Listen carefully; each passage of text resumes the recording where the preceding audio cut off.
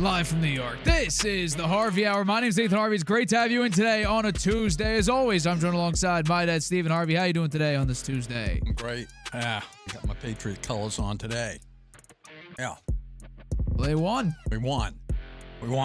Yeah. Super Bowl. Going Super Bowl 60. They're going to their 12th Super Bowl in their franchise's history. We got to break it down. We're going to get into all of it, so let's jump right into it with the first topic of today's show. We got a lot to talk about, some breaking news a little bit later on in the show, and some head coaching moves that obviously we're going to discuss. So let's begin with the first topic of today's show, which is indeed the Patriots are moving back to the Super Bowl, their first time since 2018 when Tom Brady was still there. This is their 12th Super Bowl appearance in their franchise's history, and they get one in a pretty ugly game, some calling it the ugliest AFC Championship game of all time, in a 10-7 victory in the snow. And Drake Maye and Mike Vrabel, first year together. Mike Vrabel, first year head coach of the Patriots. He goes to the Super Bowl, and Drake Maye becomes, I believe, the second youngest quarterback to ever make an appearance in a Super Bowl. So my question to you is, overall, what was your reaction to the Patriots win on Sunday? The Patriots can thank poor play by Stidham, a poor call by Peyton, a sunny day that turned into a blizzard to help them continue to roll and punch their winning ticket to this year's Super Bowl. Talk about winning ugly. You just mentioned it. This game was the definition of ugly. As the wind blew and the snow flew, my mind went back to 2001 and the infamous tuck rule that overturned Brady's fumble and led to the win over the Raiders. So this game is not as memorable as that, but the snow and wind shut down the kicking game with the Borregales, converting the only successful field goal, which was a 23-yarder in the third quarter, out of 5 attempts by both kickers, and turned out to be the game winner. The weather was, I think, definitely a key factor. The Broncos managed just 32 yards and 1 first down in their 5 second-half possessions. Stidham got off to a good start, actually. Threw a touchdown, had a nice long pass there. He threw a touchdown pass. But after the first quarter, and 26 dropbacks produced a total of 37 yards. I mean, that is ugly, very ugly. Their best field position in field goal range came after a 33-yard punt by Behringer. But Lott's 45-yard field goal was blocked, actually by a practice squad player that was pulled up at the last second. Put in there, put his hand up, and hit the ball. Stidham made multiple mistakes. I mean, he a backward pass and a that was a fumble under pressure, which should have been a touchdown, but the refs, they didn't get it right there, and but Patriots wound up getting the touchdown on Maye's 6-yard run. He threw an interception right to Christian Gonzalez late in the game. He failed to convert on the 4th and 1. They could have kicked a chip shot field goal from the 14-yard line, which turned out to be the difference in the game. I blame Peyton for that one, though. Why was he putting that kind of pressure on Stidham, who hadn't played in 2 years, to throw a pass when it was 4th and 1? They could have just run the ball. I think that would have been the better call. And actually, I think they should have kicked the field goal, but that was before everything turned into a blizzard, and the Broncos were actually moving the ball then. He probably thought, we can get a score here. We're gonna keep getting scores, but it didn't work out that way. He should not have. I think he should have kicked the field goal. But also, I think that, as I said, the pass play, putting too much pressure on Stidham. If he'd known what was going to happen with the weather, I think he might have changed his mind. Given how little the Patriots were able to do on offense, there were many missed opportunities for the Broncos that a healthy Bo Nix might have been able to exploit. I think if he'd been in the game, it would have been a little different. The criticism of the Patriots benefiting from a weak schedule, I think, doesn't ring true now that they've won 3 playoff games. They beat the third best defense by EPA, using EPA per play as a stat. They beat the Texans, which are had the third best defense. They beat the Chargers, that had the 6th best defense, and they beat the Broncos, 7th best defense in the NFL now to get to the Super Bowl. Maye's play has not been as good as it was in the regular season, but he's been going up against much stiffer competition. But he's found a way, both with his arm and his legs, to get the Patriots to the big game. He faces the best defense in the Super Bowl game, and if the Patriots win, he will have beaten 4 of the league's top 7 defenses in the postseason run.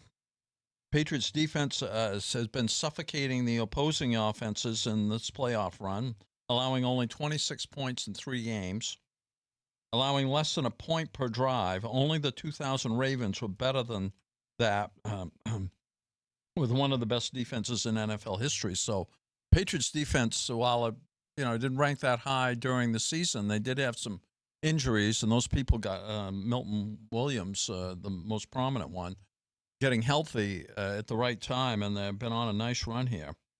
They got the benefit, I will admit, they got some benefit out of some the other team's injuries. The Chargers, their offensive line was a mess. The Texans were missing Collins and Schultz, the 2 key receivers, and Broncos, of course, missing Nix. So you get there, you have to play with what you got. And the Patriots made the most of it.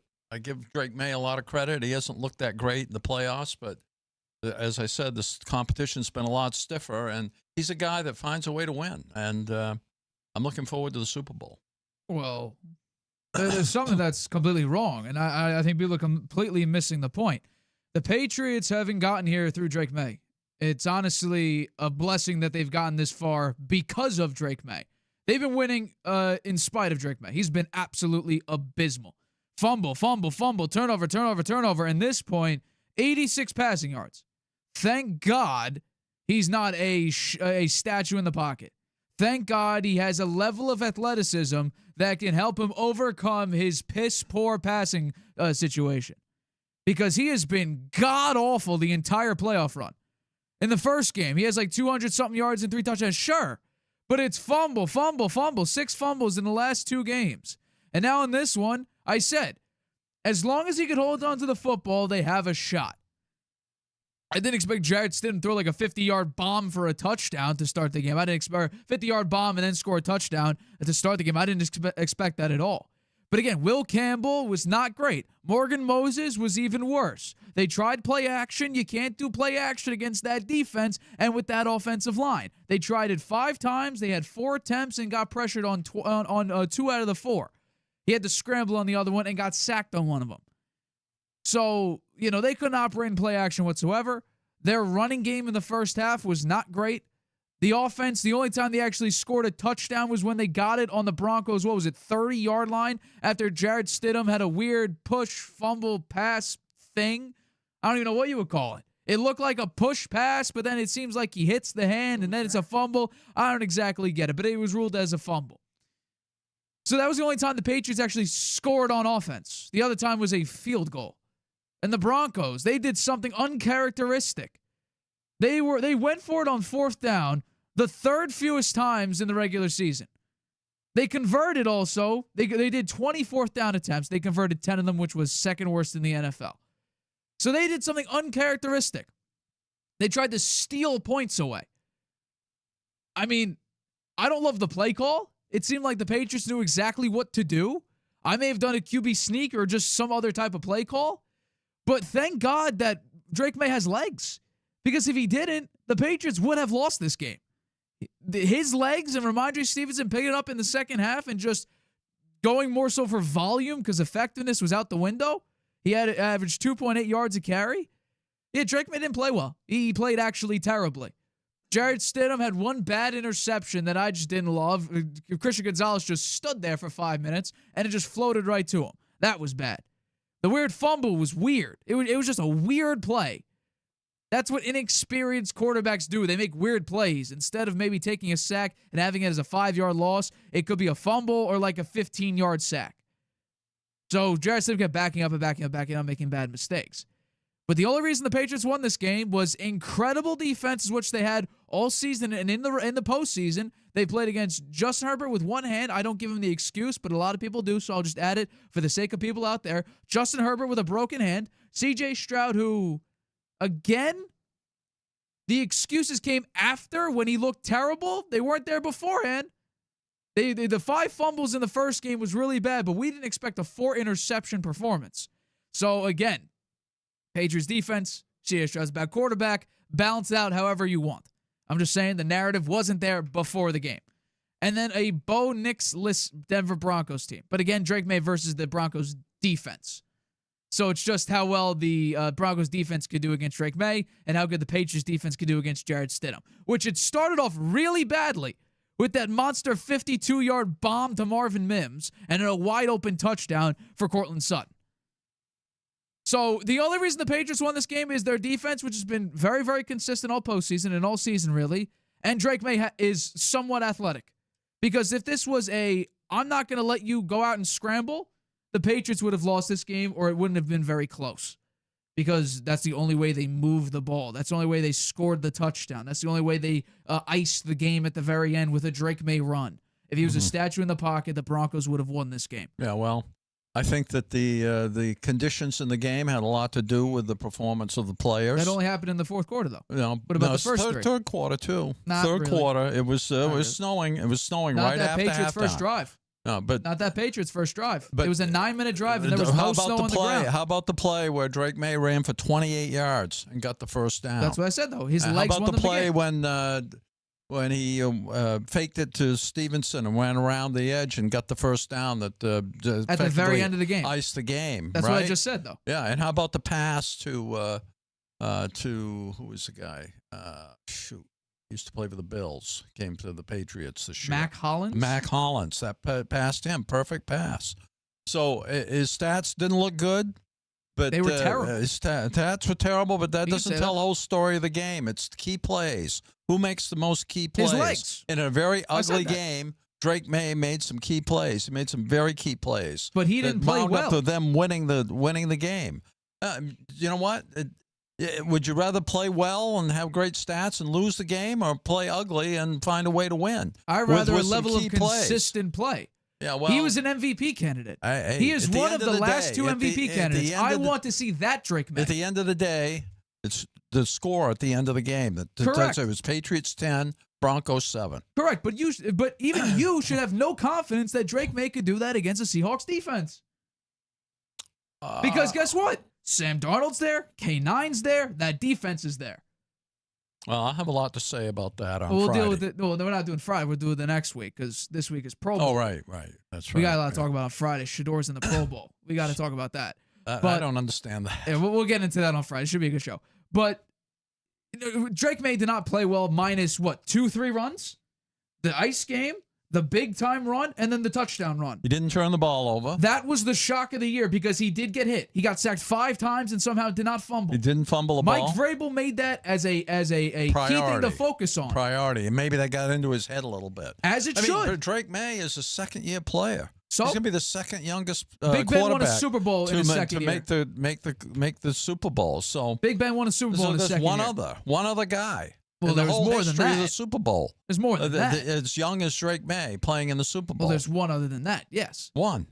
Right. So, but he's an MVP candidate. Yeah. So he played like one. Not in these games, but exactly. Again, he was playing against defenses that are elite. Well, that's what my concern defenses. was. That was my concern going into the playoffs. But they won the games, Nate. They won those games. And we could say they're going to the Super Bowl. So why did the Patriots win this game? Was it more the Broncos or more the Patriots?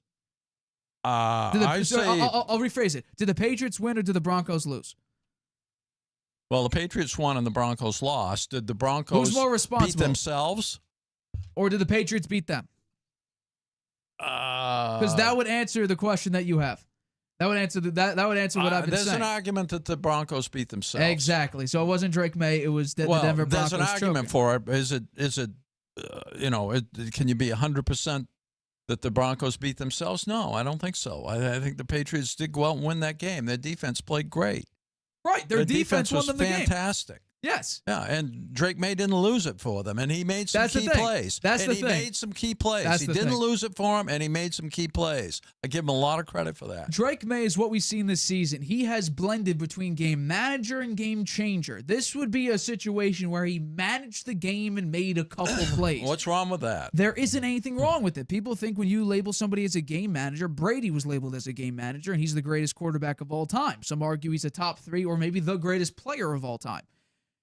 But what we've seen over the course of this season was Drake Maye's become a game changer. That's why he's an MVP candidate. That's why going into the season, they only averaged, 7.5 win total, even with this easiest schedule since the 1999 Rams, I think people are saying. Nobody thought the Patriots would be in this exact spot. And Drake Maye at times has been a game changer. But in this playoffs, he's been very much a game manager. He's managed the game, and he's almost lost them the game. But he hasn't officially lost them the game yet. The defense has won them every single playoff game. There is no way to put it, because you just said they're doing something, arguably the number 1 defense of all time the 2000s Ravens have done. It's between them and the 85 Bears. This Patriots team, if they do this playoff run and they somehow shut down Seattle and don't allow an offensive touchdown, they would join the top 3 defenses of all time in the playoffs. With the 85 Bears and the 2000s Ravens. Well, I think that has a lot to say. Mike Vrabel's influence on the defense. I agree. And the culture that he's built and the accountability and discipline that he holds these players to. And I think he's done a fantastic job. I completely agree. And this is a product not only of just Drake Maye being, like I said, a game changer, game manager when he needs to be. It also is a testament to how badly the Titans screwed up. I mean, the Titans. Why fire Mike Vrabel? 4 out of the 6 years, he had a winning record. He was the number 1 seed in the AFC at one point, with Mahomes, with Josh Allen, with Lamar Jackson, with Joe Burrow. And he was the number 1 seed. Well, I'm thank the Titans. Thank you for firing Mike Vrabel, because it's been a real benefit for me. Yeah, absolutely. And so Mike Vrabel, he will be there for however long he wants to coach the New England Patriots. Yeah. Because what he has built has been Belichick 2.0. And maybe depending on what happens in the future, if we're not talking about wins on a piece of paper, but as a Patriots culture, it could be viewed as a more positive. Like the Chiefs culture is viewed as more positive than Patriots was. Do your job. The fun comes from winning. We're not going to have fun in between wins. Mike Vrabel could ease that a little bit. He's definitely open more. Up the culture Vrabel talks to the players on the sidelines. He congratulates them when there's a good play. Belichick never did that. Right. Never. Right. He just it was very much do your job. Well, the fun comes from that Lombardi Trophy in February. That's what he was all about. Yeah. So maybe this could be pretty successful with that. Correct. Maybe this could just be a lighter Patriots Dynasty V2. I'm all for it. All right. Well, let's get into what a matchup this was. This was arguably, like people say, the worst AFC Championship game of all time.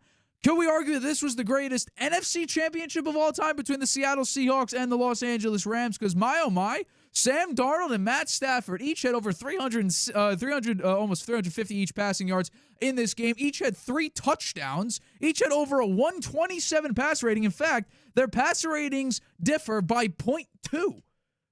Sam Darnold, 127.8. Matt Stafford, 127.6. Each quarterback was out of their mind in this game, and it came down to it. By the way, scoreless in the fourth quarter, I might add. But the Seahawks and Sam Darnold were able to come out on top and beat the Los Angeles Rams for the second time this season, taking the rubber match 2-1 for this year. And Sam Darnold, after being a castaway, he gets a chance to lift the Lombardi Trophy, passing Josh Allen, Lamar Jackson, anyone else you could say, Baker Mayfield, Trevor Lawrence, whatever your favorite quarterback is, not named Mahomes.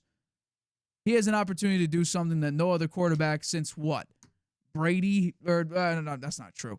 But the first person to do it amongst the elite quarterbacks. So maybe the question, besides how impressed we with Seattle is, has Sam Darnold now placed himself in the elite quarterback category? I think you can make that argument.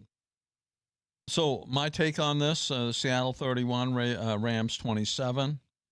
After years of poor performances and chokes, being vilified by sports media and seeing ghosts, Sam Darnold came through, leading the Seahawks to Super Bowl 60 and earning the right to boast. I think he did a great job. Darnold came full circle from disappointing draft pick to journeyman quarterback to now leading the Seahawks to the Super Bowl 60. And despite having 14 wins with the Vikings, his poor performances against the Lions for the number 1 seed and the brutal loss to the Rams last year in the playoffs convinced the Vikings that they should part ways with him and go with J.J. McCarthy. Well, I'm sure they're rethinking that now. It looked like it was more of the same when he threw 4 picks in Week 11, lost to the Rams. His total QBR dropped from number 3 in the league down to 27 for the rest of the season. He turned the corner this year, though. I think he turned the corner in that comeback win against the Rams in Week 16 when he threw 2 interceptions in the first half, only to rebound and lead the comeback win in overtime. Since then, he's been making better decisions, I think, and minimizing turnovers. As the Seahawks have relied more on their defense and their running game. However, against the Rams in this NFC Championship game, you mentioned the statistics for Darnold in this. It's just fantastic. They tried the running game with Walker. They only had 66 yards on 22 carries. And the defense gave up 27 points to the Rams, giving up an average of 8 yards per play. So it was on Darnold's back, actually, in this game, and he was the difference maker. 25 of 36, 346 yards, 3 touchdowns, no interceptions, 82.9 QBR, second best in the playoffs so far this year. Criticized in the past for his performance under pressure. He went 5 of 11 for 102 yards and 3 TDs, all under pressure. No panic or frustration. 50-yard, 1-yard perfect pass to Shaheed and an 8.6 yards per throw on Sunday.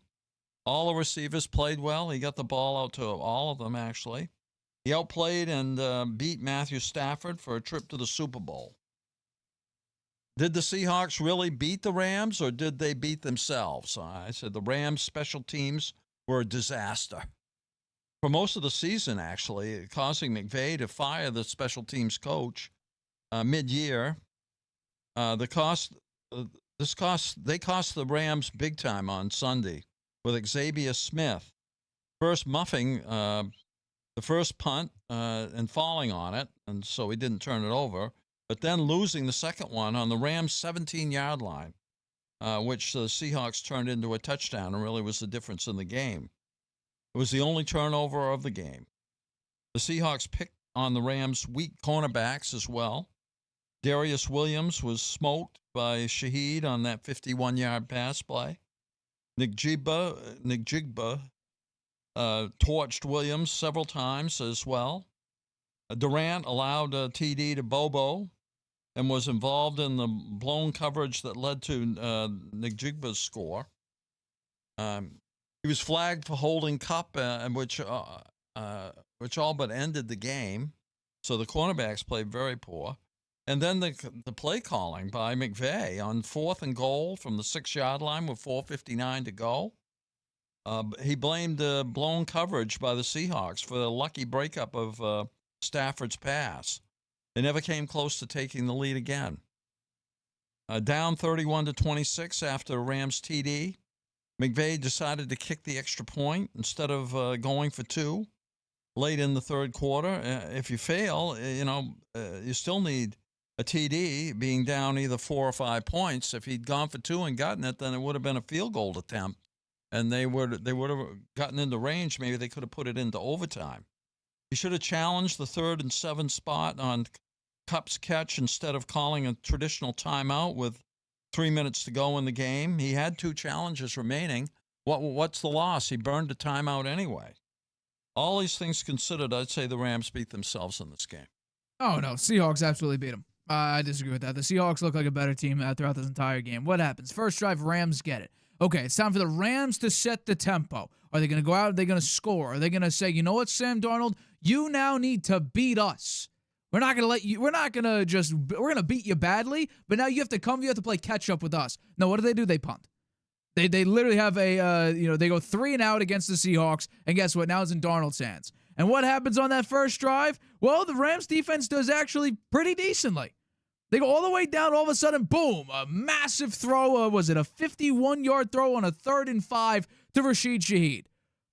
And people are wondering, can Sam Darnold, up in these big-time moments, is he different? Is this the Sam Darnold that we now know on the Seahawks team? The one that got pushed away by the New York Jets after he was seeing ghosts, after he was kind of average on a Carolina Panthers team, after he was a backup on San Francisco, went over to Minnesota, won, 14 games, and then got destroyed by this Rams team and by this Rams defense, and got sacked 9 times.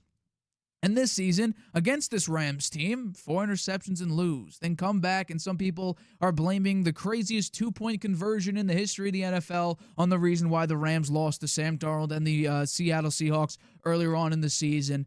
And I think the question is, how far can Sam Darnold go? Where is this Sam Darnold wall that we've seen for his entire career?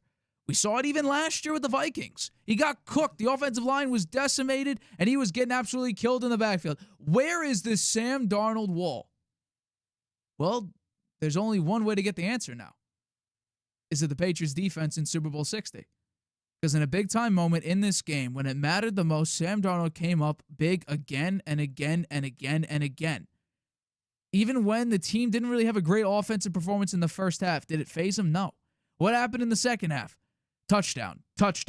They punted once, then guess what? They get the muff punt and then touchdown. It was just, okay, let's go. We need to put up points. Let's put up some points. Then you're right.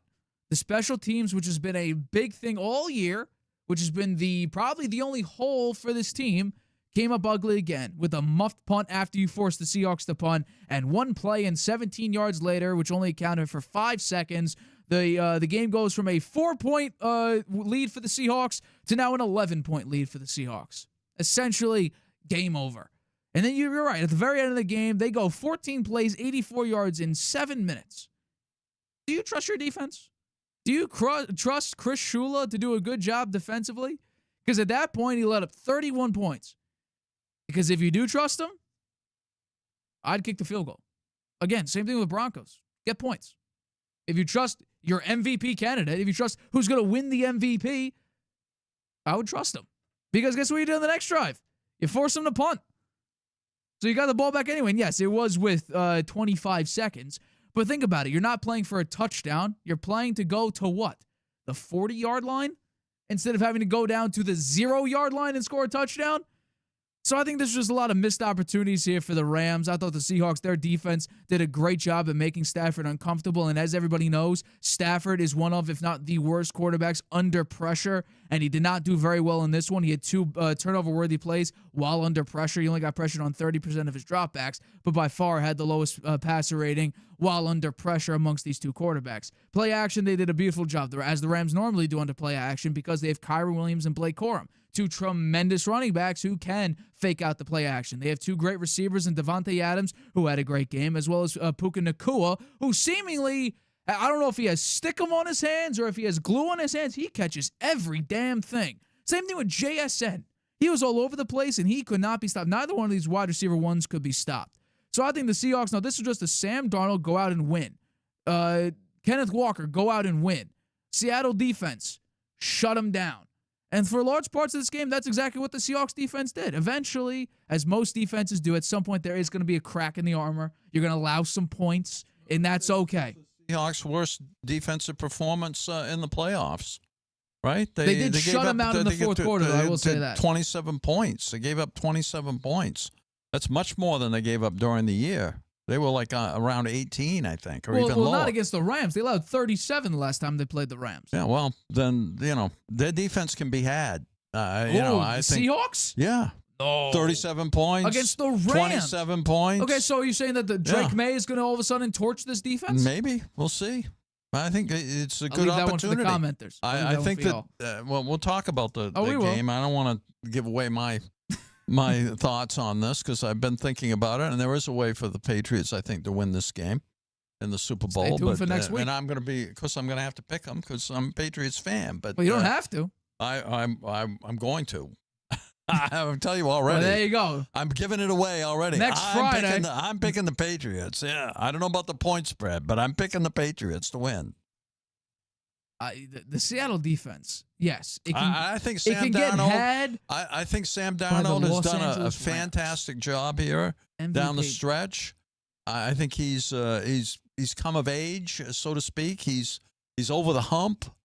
I don't think people can criticize him for not winning big games. He's won 2 playoff games against very good teams, and he would arguably. He was the one that got him this win in against the Rams. Although you made some arguments for the Rams beating themselves as well, and your Seattle defense there. Forcing them into mistakes is not the Rams beating themselves. That's the Seahawks defense winning. Yeah. Again, did the Broncos lose the game, or did the Patriots defense force Jarrett Stidham to make some stupid mistakes? I think Stidham. A stupid mistake is Drake Maye's fumble. I don't know. Was he under pressure when he threw the ball right to Christian Gonzalez? No. He threw it right to him. That was a bootleg to the right that was wide open. He wasn't even under pressure, and he threw it right to him. And that the play where it wasn't a fumble, it was a lateral. He lateraled the ball. He threw it backwards. Well, he did like a weird pushing thing. But he did. He pushed it backwards. He should have known I can't do that. I got to at least push it forwards. Because I think it was ruled a lateral. It should have been a touchdown. It was ruled a backwards pass. A backward pass is a lateral. Right. Okay, so he, the defense picked it up, ran in for a touchdown. The refs, they didn't know what was going on. They didn't give the Patriots the touchdown there. They should have. So I think that it will be. I think it's going to be a very interesting Super Bowl. A lot like the Patriots Seahawks Super Bowl that we watched 2014. Before. 2014. We even got the picture of Super Bowl 49 of Malcolm Butler. Butler you can see it on the big the ball. Yeah, right there. Yeah, there it is. Yeah, I remember that play, boy. I'll never forget it.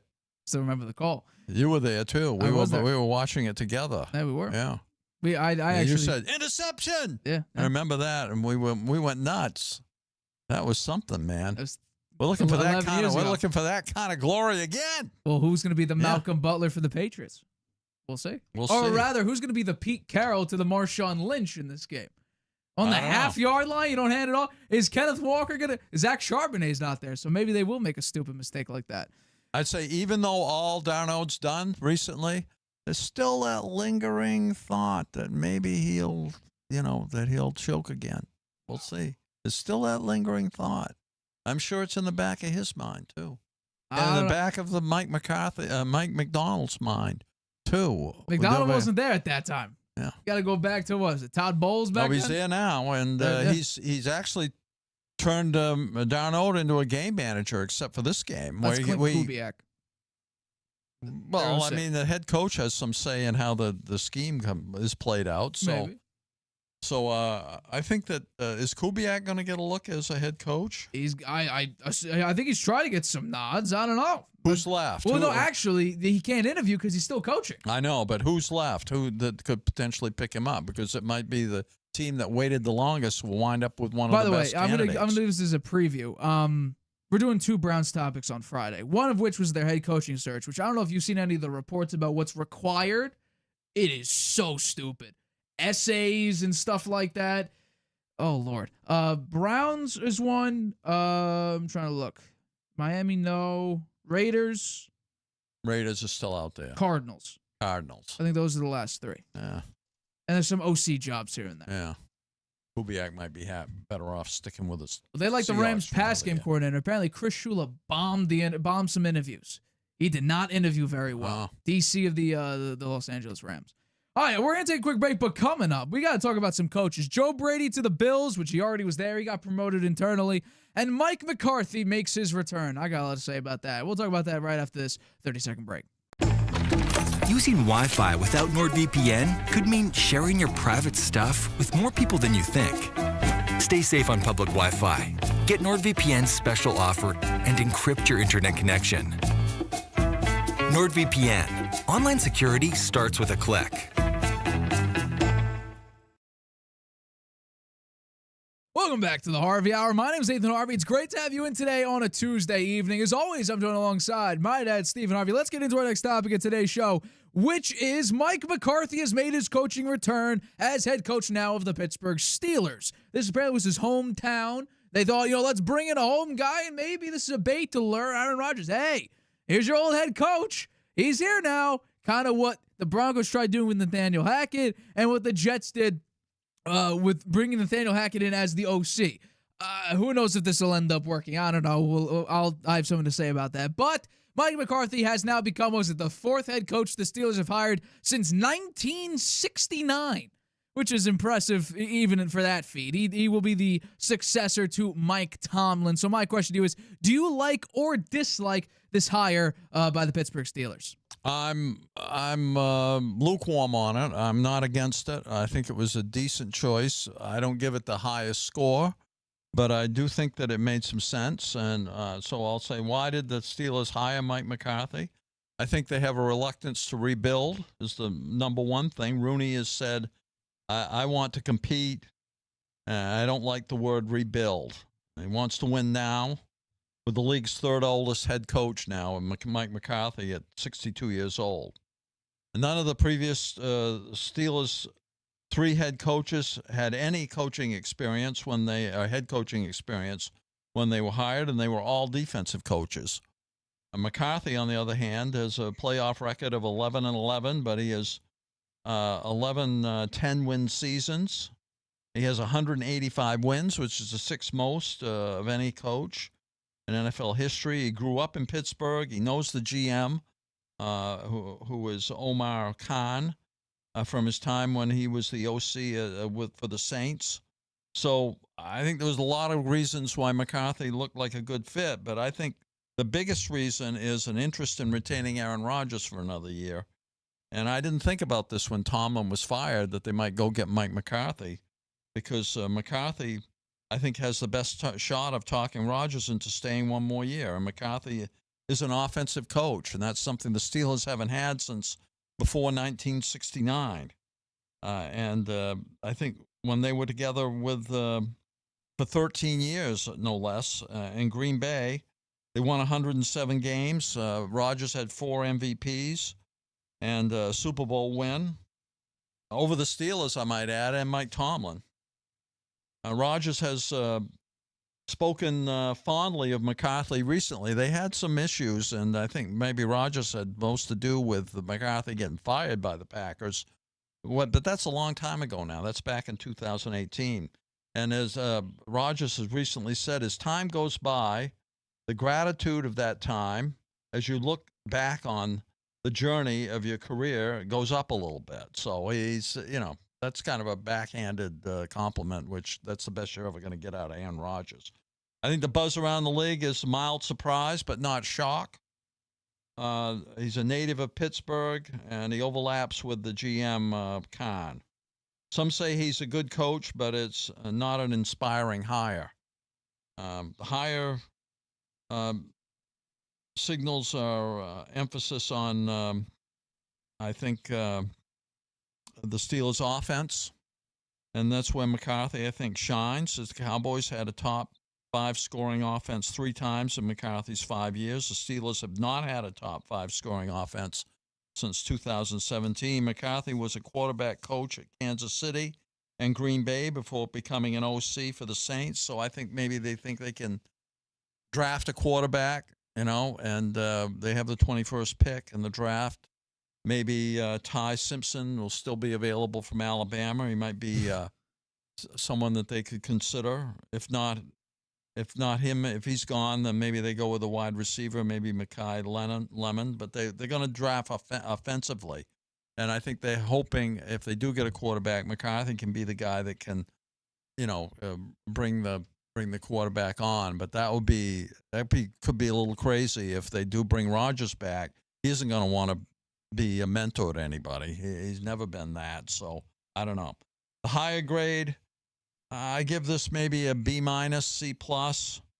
I think it's a good chance he'll find a way to get them to the playoffs. If he can talk Rodgers into coming back, they'll maybe go get a few free agents. They'll get a nice pick in the draft at 21. Maybe get a wide receiver to complement.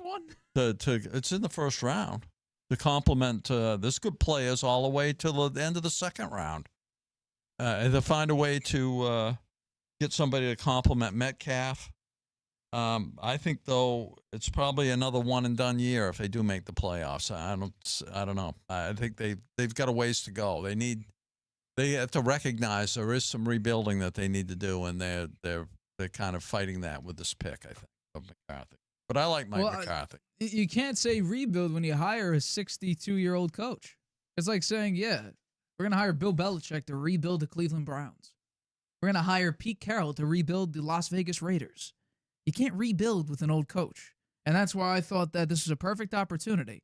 Once Mike Tomlin got fired, this was a perfect opportunity for a young coach to come in, and then the Steelers accept whatever direction the young coach takes. Whether it be you tank and you suck, you get a top 5 pick in the draft, and there you go. There's your franchise quarterback, Dante Moore, who decided not to go to the Jets and go back to Oregon for a year. Or you win a playoff game for the first time in a decade. Those are the 2 avenues you could have taken, I think, for a first-time head coach, because I do not think a first-time head coach would have been the same thing that Mike Tomlin was. You reach that 9-win threshold, and you lean back and you enjoy the ride for however long it takes. That's what Mike Tomlin did for the last 10 years. So I thought that this was a bad hire, because essentially what you just hired was the offensive version of Mike Tomlin. That's all you did. There's nothing to improve on. The only reason you would bring Mike McCarthy at all is because of his QB whisperer type of mentality. And that's if you actually care about that, that means you're going to take 2 avenues, which do not include Aaron Rodgers. They would, A, you keep Will Howard as your starting quarterback next year, and you hope you make him into a viable quarterback. Or B, you say, hey, you know what, Will Howard, you're a 6th-round quarterback. You're just going to be a backup for right now, and we're going to draft a quarterback. There ain't no quarterback drafted at 121. So much so that every mock draft, now that Dante Moore's out, no longer has the Jets drafting a quarterback at number 2. So I don't know if you draft one at 121. I think you would bring in a veteran at that point. Maybe bring back Russell Wilson or bring back Justin Fields, who the Jets will probably release as soon as the new season starts. Rodgers is not the answer. And you bring up something that I do think is important. He said in his press conference today that he's going to try to bring Rodgers back, or that's part of, this job. He might bring Rodgers back. Do we all remember the ending of Green Bay and Rodgers and Mike McCarthy, that marriage there? It was a pretty ugly divorce. Bleacher Report had a report saying there was a quiet tension. An anonymous player in the locker room said that the entire situation, that fallout between McCarthy and Rodgers, was a, quote, large cancer in the locker room. And now you want to bring back a 43-year-old quarterback who has the Brady thing where he's scared to get hit and he just chucks it into the ground, and under pressure is not great. He has moments and he still blames his receivers for sometimes his bad throws. I'll also add this. This is part of it. Why I say it's the offensive version of Mike Tomlin. Why were people frustrated with McCarthy at the end of the Packers run? Well, you had Rodgers sort of still in his prime, and you weren't winning many playoff games. You weren't making it to the Super Bowl. You cannot repeat what you did back in, 2011? Okay, fine. Why was Mike McCarthy then banished from Dallas at the end of his run, even though he won 12 games every single year, basically? Oh, he wasn't winning playoff games. He had Dak Prescott. He had a great defense. But you couldn't win in the playoffs. You had Micah Parsons. You couldn't win in the playoffs. In fact, you're the first team in history to lose to a 7 seed in the Green Bay Packers, and they obliterated you. You wouldn't win in the playoffs. Why were people fed up for the last 5 years with Mike Tomlin? You didn't win in the playoffs. So now you're bringing Mike McCarthy, who hasn't had much playoff success as of late, to a team that hasn't had any playoff success as of late. To do what? Where does this take the Steelers? Because if anybody says, you know what? This Mike McCarthy thing, I could see AFC Championship. I could see Super Bowl. We could do what Drake Maye just did. He's going to build up this culture, and he's going to make us a viable team. What? Nobody should be thinking that. Because I think people gave up on that idea with Mike Tomlin, and Mike Tomlin had a winning season every year. So I don't understand this hire. I give this a C-. And that's only because if you trust Mike McCarthy's quarterback whisperer title, that's not Rodgers. That's not a veteran quarterback. That's a young quarterback that you're going to try to figure out, whether that's Will Howard, who they drafted this past year, or you're going to draft another quarterback and he's going to be your quarterback of the future or whatnot. I don't see this ending very well. If you reach 9-8 again or go 10-7 again, all right. But I won't trust you to win a playoff game again. Mm-hmm. Well, Mike McCarthy's an offensive coach. He's had a lot of success building offenses. Look at the Cowboys offense. They were top 5 offense in three of his 5 years. But it didn't matter though, because when it mattered the most, you weren't winning the playoff games. No, but I'm just saying that it's a different look for the Steelers. No, it's the same to have look. an offensive. No, it's not the same look. Well, it's not the same look when you have a coach. The head coach is focused on the offense now instead of the defense. Okay, so you focus on the defense, you weren't winning playoff games. You focused on the offense for Dallas, you weren't winning playoff games. So ultimately, you end up in the same point. The avenue you take there is different. I don't know who he's going to bring in for his DC or his OC. But the Steelers have a decent group of players on defense. They do have a decent group of players on defense. Maybe somebody can get more out of them than Tomlin was able to, and the DC that they had. We'll see. But the focus is going to be on the offense, which for the Steelers has been abysmal. Since 2017 was the last time they had an offense that ranked even up there anywhere in the leaderboard. So I think that they like McCarthy because he's from Pittsburgh. He's part of the crew. He knows the team. He knows the history of it, and they're going to give it a go. And I don't think they can be totally faulted for it. I think that it makes some sense if they do want Aaron Rodgers back. He's the one. I think McCarthy's the one coach that Rodgers would come back and play for, as long as he feels like he's going to be the starter.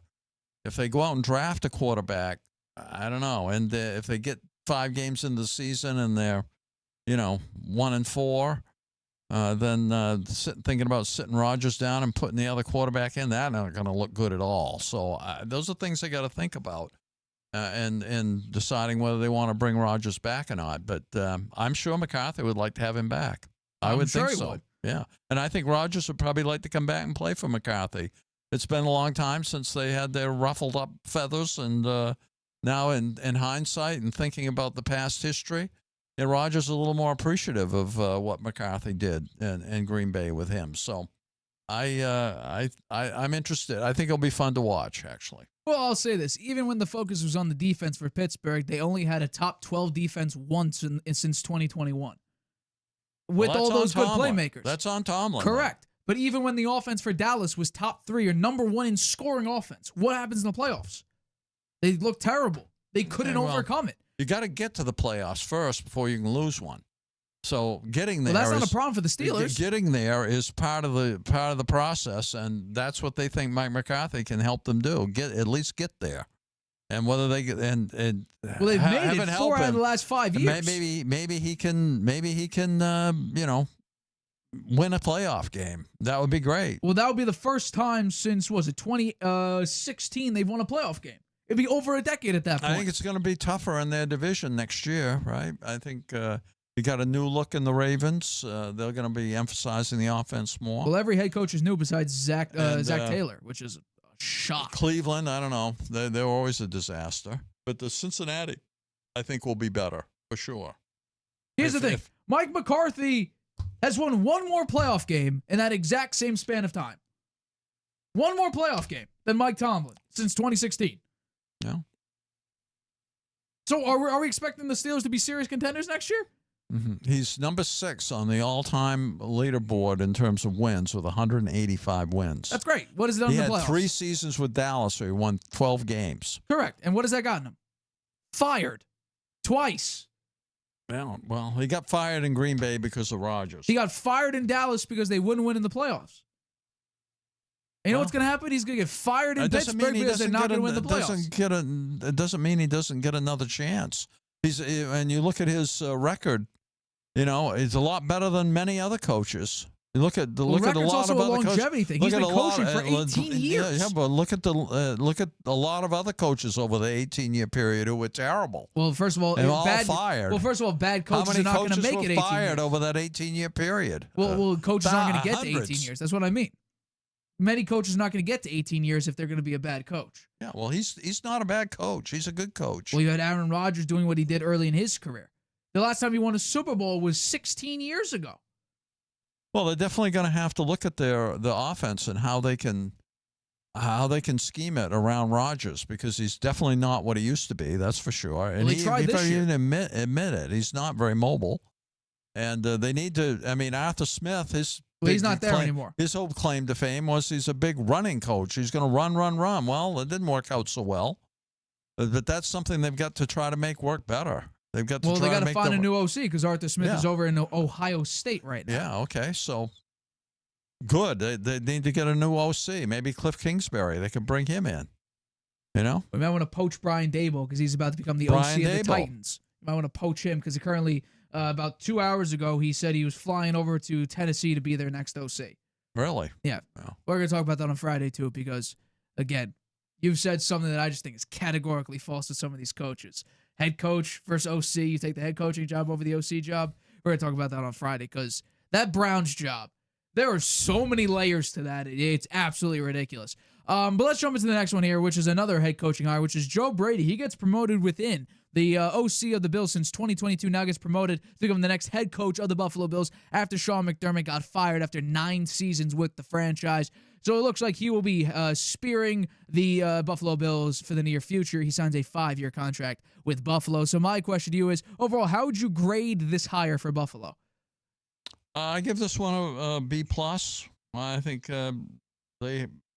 it reveals the full picture of what actually happened in Buffalo. Everything's going to stay the same except the head coach, who's an offensive as opposed to a defensive-minded coach. And I think that they couldn't heap enough blame on the coach, on the Bills coach. Yeah, Sean McDermott, and all the things he did wrong. And now they're saying that was the reason. And they bring Brady in as an offensive-minded coach. And Josh Allen was involved in the process, by the way, I understand. This is about the immediate future. And it's meant to maximize the next 5 years of Allen's career, and maybe rightly so. What does Allen think he needs to do to get over the hump? And, he needs a more offensive-minded head coach. And can Brady make better decisions in the playoff games? He can't make worse. It can't do much worse. And some of the decisions that McDermott made over the years that could have gotten if they hadn't blown them, they would have gotten maybe the Bills to 2 Super Bowls. I think it's a good choice because the Bills are not in a rebuild mode, and they have one of the best quarterbacks in Allen, who he and Brady they kind of gel together. So I think it's a pretty good choice. I'm not so convinced that history kind of backs that up. Joe Brady, if we remember, he took over for, I believe, Ken Dorsey when he was having an absolute failure midway through. I believe it was the 2022 season. They had to make that break. I believe it was against Russell Wilson and the Denver Broncos. After that game, Joe Brady became the OC. The only way that you would think that this is good is if you believe in the continuity, which I tend to do, but more so it's more important for younger quarterbacks to have a level of continuity. Because look at Jalen Hurts. His career has been up and down and up and down and up and down because he's had a new OC or several OCs since 2016 back in college. When it comes to Josh Allen, he's had Joe Brady or Ken Dorsey basically, and Brian Daboll basically his whole career, all really, really good OCs. And just based on how the Bills have had to operate, screw the OC, just be Superman. Just make the big-time play. So if you believe in the continuity piece, yes, I think Joe Brady would be a good head coaching hire. However, historically, since 2011, 9 franchises have hired from within their OC or DC to become the next head coach.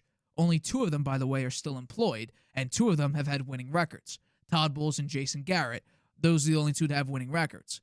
5 of them only coached 1 season or were fired during the 2nd season, so didn't even complete 2 full seasons. Brian Schottenheimer could become the 6th if he gets fired before the end of next year.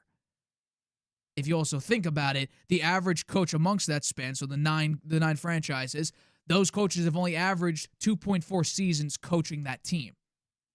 Now, it seems like the Bills are reluctant to fire their coaches. Although that press conference that the owner had, I thought was a real insight to maybe how dysfunctional the front office may be. Calling out Keon Coleman, calling out Sean McDermott, saying that he really wanted Keon Coleman and that was not a Brandon Beane move. And that adds to my second point. What will this roster look like in 2026? With Brandon Beane being the general manager still, after he has really not hit on many draft picks at all since he became the general manager. And especially over the last 3-4 drafts, there's been what? A maximum of 4 A-plus drafts or A draft picks? How about serviceable? Maybe you could stretch it to 5. Serviceable. Meaning, you bring them in, they can make a couple good plays, and then they're good. 5 totally. So that's my concern. Historically, this is not a great hire.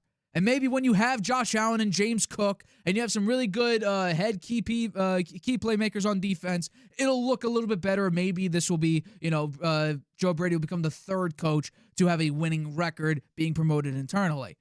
But I think that this would be, I think personally, I know it technically isn't an internal hire, but I just think the best head coach would have been Brian Daboll because he was able to go from what Josh Allen used to be, hone in his craft, and go from having the most interceptions in the red zone to completely falling off and being a super efficient and effective quarterback within the red zone. So I thought Brian Daboll would have been the better hire. I thought if John Harbaugh was out there before Sean McDermott got fired, because that's what I said, actually. I said on this show, when there was a report saying that a few head coaches have inquired about John Harbaugh, I thought Sean McDermott and the Buffalo Bills. I don't know if I said it on the show. I know I said it to you, maybe off camera. I think John Harbaugh would have been one of those coaches to be, a top pick for the Buffalo Bills. But they beat the Jaguars, and so you couldn't, and they had to play the Broncos. And then, John Harbaugh signed with the Giants a couple of days before they lost to the Broncos. You think... So all in all, I give this a B-. Okay, well, do you think Josh Allen has played better or worse under Joe Brady than he did under Brian Daboll? He's played better. Because he's just become a mature quarterback. Okay, so why do you need Brian Daboll back then? Because he was able to transfer Josh Allen, what we knew, a 56% completion percentage, doing stupid things in the playoffs against the Texans, like lateraling backwards for some weird reason, to then evolving him into an effective quarterback, going from the most interceptions in the red zone to now morphing that into you don't turn the ball over really at all anymore. But do you think you could take this offense, as we've seen, is Josh Allen is Superman or Josh Allen is Clark Kent? Thank God they finally figured out a running game for the first time in Josh Allen's career. That's the only reason this offense looked a little bit better this year because James Cook was the leading running back. Mm-hmm. Josh Allen had to be Superman. And that's what we saw in the playoffs. It was Josh Allen Superman because they were able to slow down James Cook's effectiveness.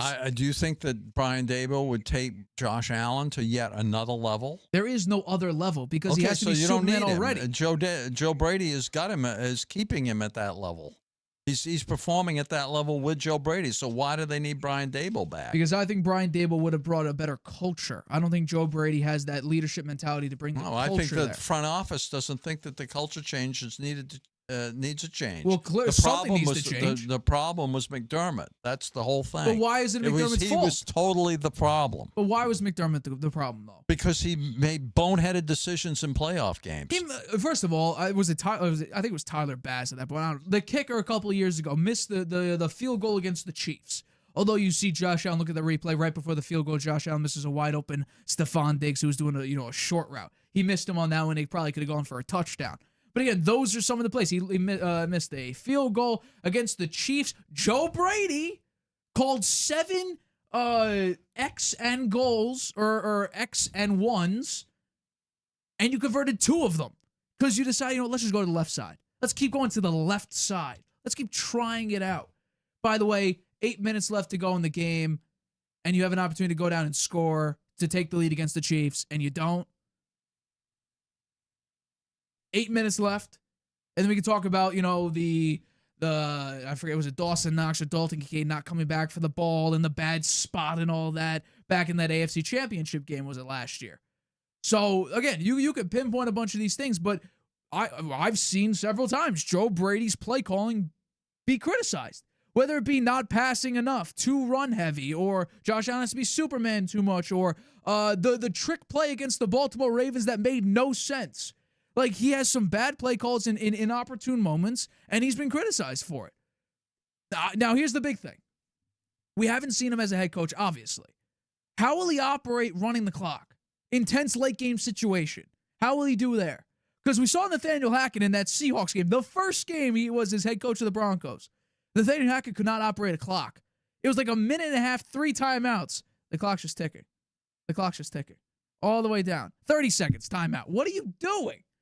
That level. How will he control late game situations? How will he be able to expand the offense in whatever way it can? Maybe Brandon Beane finally focuses on the right receivers or an upgrade to the offensive line because the offensive line wasn't all that great. Maybe the defense improves. You get better cornerbacks. You get better interior defensive players. They stay healthier. Matt Milano, I feel like, is always banged up. Ed Oliver was banged up a lot this year. Mm-hmm. Maybe get a little bit healthier. They need some better players. They need better players. Beane. They need better players on defense. Well, that's Brandon Beane right there. They need better players on defense. They need another wide receiver. They need an elite wide receiver. True. Better players on defense and an elite wide receiver. Well, they already had one in Stephon Diggs, and they got to the same place without him. Well, Stephon Diggs is a controversial player there. True. He was in Brady. He was in Allen's face. Yep. On the sidelines. Everyone saw it on national TV. It was not a good look, and they got rid of him. True. And now he's going to the Super Bowl with the Patriots. I like it. Cardi B, she was on there talking him up with her green hair. Did you see that? She said he's disciplined. He goes to bed early at night. He gets up. He works all day. Came back from his ACL. She's very proud of him. Oh, I'm sure she is. Yeah. Cardi B. Yeah. They interviewed her after the game. Did not expect a Cardi B pull by you. Yeah. Jesus. Okay, let's get to the final topic of today's show, which is this broke literally about an hour before the show. It was announced that Bill Belichick will not become a first ballot Hall of Fame head coach. He was announced. Seth Wickersham and Don Vanatta Jr. had this bombshell report that dropped at exactly 5 p.m. on ESPN, where they said that Belichick fell short of the 40 out of 50 votes now that's needed for the induction to the Pro Football Hall of Fame. Several sources who spoke with the coach over the weekend described Belichick as, quote, puzzled and disappointed by his inability to secure support from at least 80% of Hall of Fame committee members, with Belichick supposedly being quoted as saying, 6 Super Bowls isn't enough? What does a guy have to do? Apparently, another source familiar with Belichick's thinking said, quote, politics kept him out. He doesn't believe this is a reflection on his accomplishments. Belichick declined to comment to ESPN, and a representative or a spokesperson for the Hall did not respond to return a call for a comment. So Belichick is not going in on his first time. 2 Super Bowl wins as a defensive coordinator, 6 as head coach of the New England Patriots. You have been a huge Bill Belichick advocate on this show. So I had to fill this topic in for you. So overall, I want to know, what's your reaction to this news that Belichick has been omitted from the Hall of Fame for 2026? He's being shafted. For sure. And he's right. Politics is keeping him out. It's not a reflection on his accomplishments. 333 wins, 178 losses, including the playoffs. second only to Don Shula in career victories. The votes come mostly from NFL reporters, and I can understand, I can see them. Bill Belichick doesn't have a lot of friends, I don't think, in the media circles, and also there's a lot of, I think, animosity towards Belichick and jealousy towards him from a lot of other folks that have a role in this pick, including this guy Polian, who Belichick played. It was against. Polian was the GM or in the front office for the Colts and one other team, Bills. The Bills. and they said, in the discussions with the people who pick, he brought up Spygate and Deflategate and in the deliberations, and it was rumored that he recommended Belichick wait a year as punishment for Spygate. And so that's one thing. And then the other thing is, that the Kraft is also up at the same time. And those two guys there's no friendship amongst them anymore since Belichick left. They've been sniping at one another back and forth. But, Belichick's record speaks for itself. 17 division titles, the most. 9 conference championships, most in the Super Bowl area. 21 winning seasons. 6 Super Bowl wins. 12 Super Bowl appearances. The cheating stuff bothered a lot of the voters, apparently, and this Polian guy dumped gasoline on that. He's also competing against 3 senior nominees, Anderson, Craig, and Greenwood. And, I think that there was some argument that it's either Kraft or Belichick, probably not both of them because of these other 3 guys. So there's a lot behind the scenes on this. It's not just because of his record, that's for sure. And the Spygate thing, that was a long time ago, and a lot of winning after that. All stopped. The Deflategate thing, I'm not sure Belichick had anything to do with. I think that was more a Brady thing. No, well, I also want to point out something with Deflategate. It's scientifically inaccurate. Yeah, right. It was freezing cold. Yeah. What happens? The Things ball deflate. The Colts also had the same exact thing. Their balls were pretty under-deflated. Yeah. So the Deflategate, the bullshit. Underinflated. Spygate, long time under Brady made some mistakes there, but they admitted that. They apologized for it. They went on to winning more Super Bowls after. They won 3 more Super Bowls after that. So it's bullshit. I'm sorry for the language. As a lot of you know on this show, if you've been here for a little while, especially over the last few years, from 2022 when the show started to now, not really, even now, I've not been the biggest Belichick defender. In fact, I've criticized him pretty extensively for not being able to stock the Patriots grocery store with proper groceries, to basically sabotage Mac Jones' development in New England with his coaching hires, with his assistant coaching hires, and not getting the best guy available. However, maybe to the surprise of you, I think that this is like the Pro Bowl now. What the hell are we doing? If we're discrediting Belichick because of Spygate and Deflategate, so here's what needs to happen. Rob Gronkowski and Tom Brady should not get in the Hall of Fame as first ballot Hall of Famers because they were involved in at least one of these cheating scandals as well. Brady was involved in both. So in that case, we're setting a precedent here. If you cheat, and you're already penalized, by the way, Goodell fined the Patriots $500,000 and Belichick got fined $250,000 for Spygate, then Brady's not a first ballot Hall of Famer. Rob Gronkowski, not a first ballot Hall of Famer. If that's the precedent we're setting, then guess what? That's exactly what we have to do. Stay consistent with it. If Belichick is getting slighted because of Spygate and Deflategate and not as a head coach, winning 8 Super Bowls, winning 6 as a head coach and 2 as a defensive coordinator or an assistant with the New York Giants, which, by the way, coaching up, I might add, Lawrence Taylor, one of the greatest players of all time, then Brady is not a first ballot Hall of Famer. Rob Gronkowski, not a first ballot Hall of Famer. Your favorite Patriot player, you diminish what you think of him just a little bit. No. First off, Spygate happened. You got penalized for it, whatever the case may be. Guess what? You didn't win a Super Bowl until like 8 years later. So how much does that really impact? Secondly, Deflategate. Scientifically disproven. Goodell got mad. It got thrown out of court the first time. And then Goodell didn't, love the look that he had for calling it out. So he brought it back to court, and Brady said, you know what, let me just take my 4 games. And so there you go. So in that case, Belichick's not getting in first ballot Hall of Famer. Okay. Brady's not, Gronk shouldn't. Because that's the precedent we're setting. And that's me. That's me saying that. I said it was Brady over Belichick.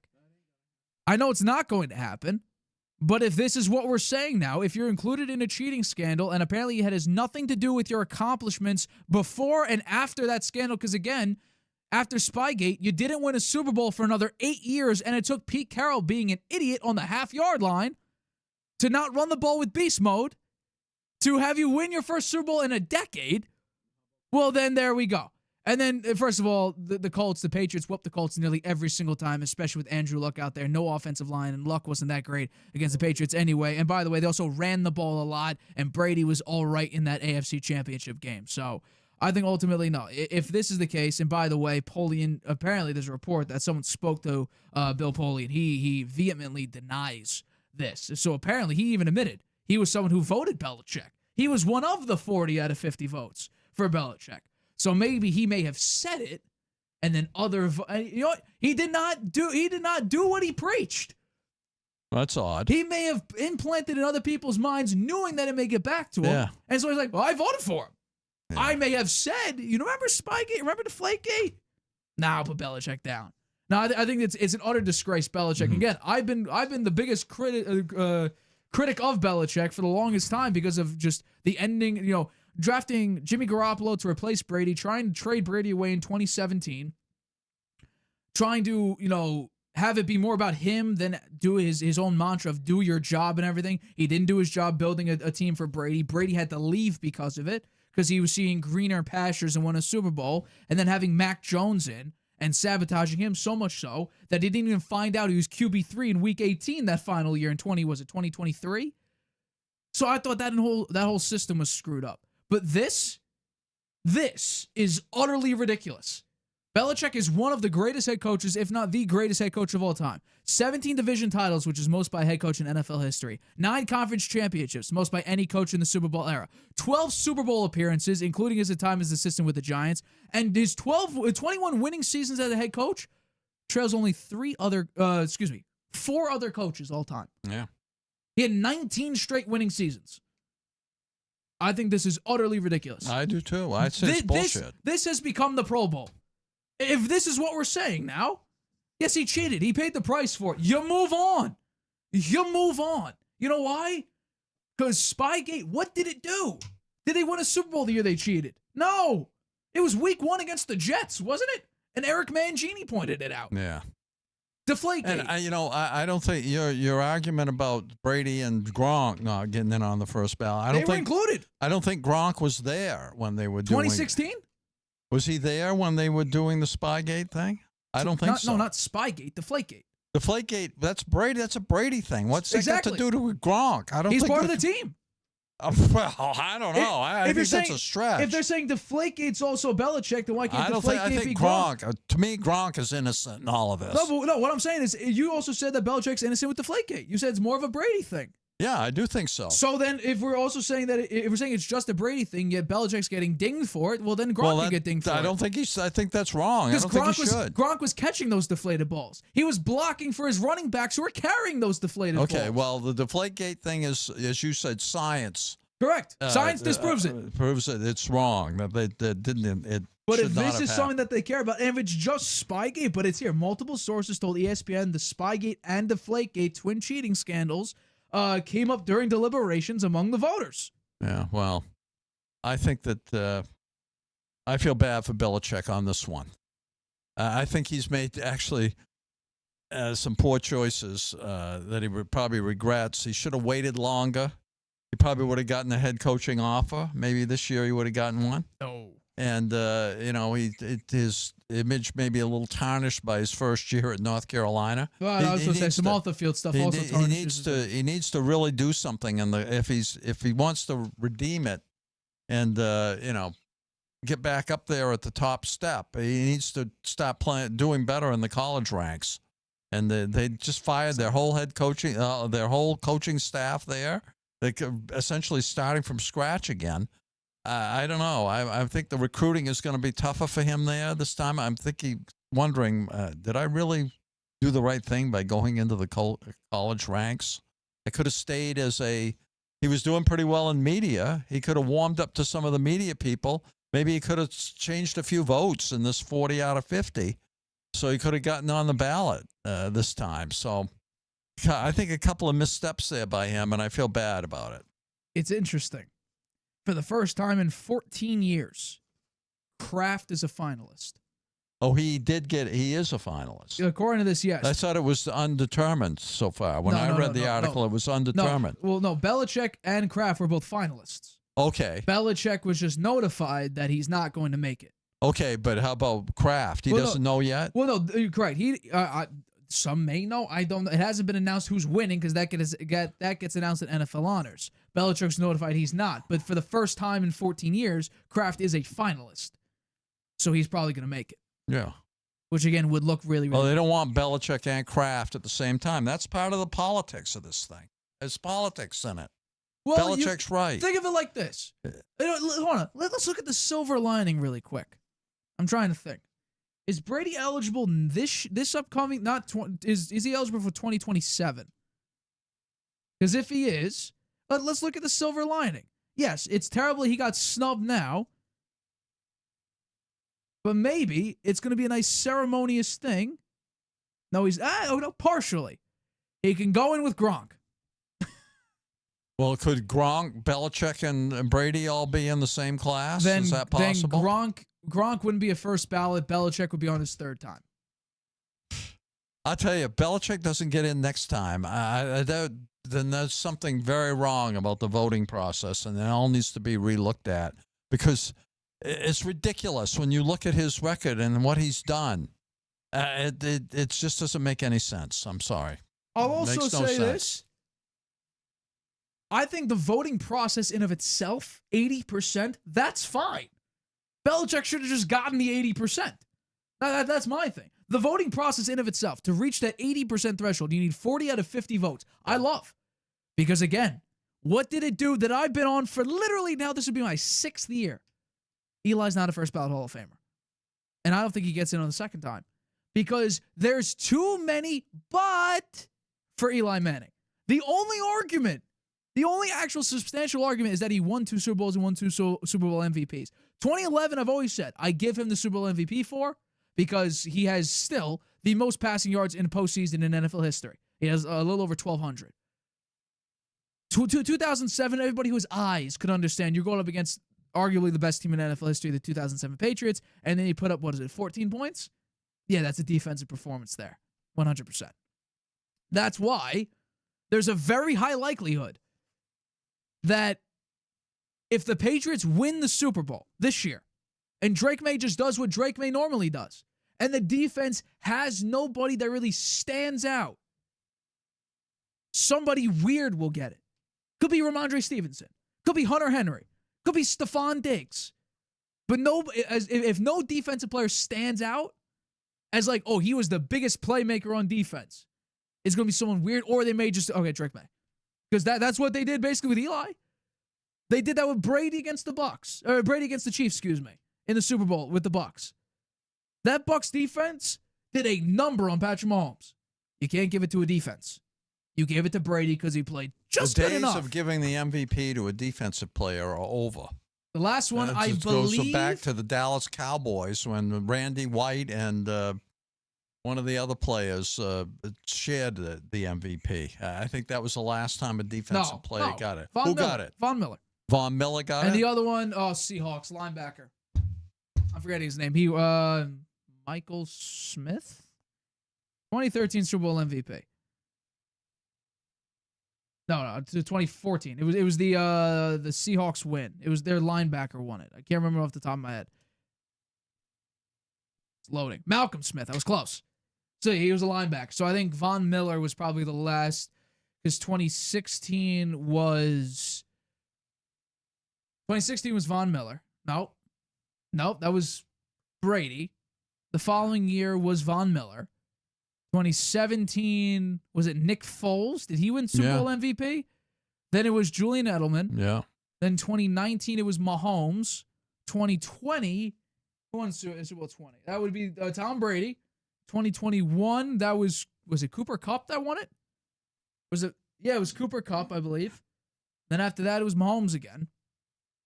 Then after that, it was Mahomes. Then after that, it was Jalen Hurts.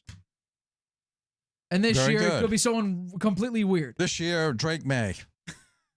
Throwing 80 yards and 1 touchdown. That's what it might. But he ran for 35 yards. When Brady won it the first time, he didn't have really the outstanding game. Didn't Ty Law have a pick 6 in that game? Yeah. Could have given it to him. Yeah. He probably deserved it more. But it was just that game-winning drive setting him up or whatever. I don't know. No, this is an abomination. When people criticize the Pro Bowl for not making the right choices, and we're going to talk about that with Shedeur Sanders on Friday, this is one of the moments, and even Patrick Mahomes was stunned. I have a quote here from J.J. Watt, if I could bring it up. J.J. Watt, I can't be reading this right. This has to be some knockoff Hall of Fame or something. It can't be the actual NFL Hall of Fame. There is not a single world whatsoever in which Bill Belichick should not be a first ballot Hall of Famer. See if I can I get Mahomes' quote? If not, we'll just end the show. I agree with J.J. Watt. Insane. Don't even understand how this could be possible. That's Mahomes. That's from Patrick Mahomes. Everybody's new favorite Brady. quarterback. I'd like to hear what Brady has to say about it. Yeah. I would love to hear Robert Kraft. What's he have to say about it? That's a big one. Because Bill Polian's a Robert Kraft defender. And by the way, Bill Polian was a first ballot Hall of Famer. Was he really? Yeah. Give me a break.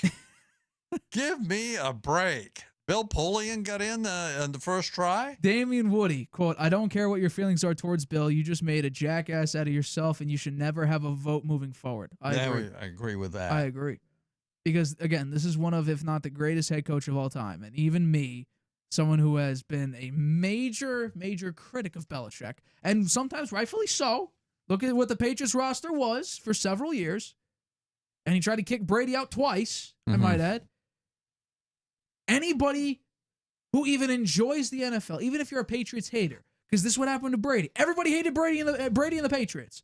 Brady goes away from the Patriots, goes to Tampa Bay, and what he is now, he's more liked nowadays. I agree. Belichick was better in the media. Yeah. Dating a 21-year-old, not a great PR image. Everything that came out because of it, not great for his PR. Yeah. Joining UNC and being really bad year one, really not that great. I think one thing about Belichick is his defensive scheming and his strategy of taking time off the clock when the defense is on the field. I think that's one of his strategies. He run the clock down by having his defense out there bend, but not break. Give up field goals, not touchdowns. And just be in there at the end and then try to pull it out with a Marcus Malcolm Butler? A Marcus Jones return against the Miami Dolphins, right? Remember that? Yeah, so something like that. That's how he was winning games. He was all about defense. Well, he put him on offense too. That was once he lost Brady, he was always all about defense, but he had Brady on offense. Then being all about defense didn't work anymore because he didn't have Brady. Correct. And that's just the way it is, I think. But doesn't mean he shouldn't be in the Hall of Fame on a first ballot. Correct. He definitely should be. And the fact that he's not is BS in my mind. I agree. Yeah. All right, well, that does wrap up today's show. We thank you all for the constant support. Great, a lot of support for Rams Seahawks. The video went viral, so we appreciate all the newcomers for the channel, and we appreciate the constant support as always. Clips will be up throughout the week. Of course, we'll be back Friday. We got Shedeur to talk about. We got the Cleveland Browns, and again, as we've labeled it and as I've labeled it, the worst run franchise in the NFL. They're doing it again. Maybe we can talk some more about the Patriots. We'll see about that.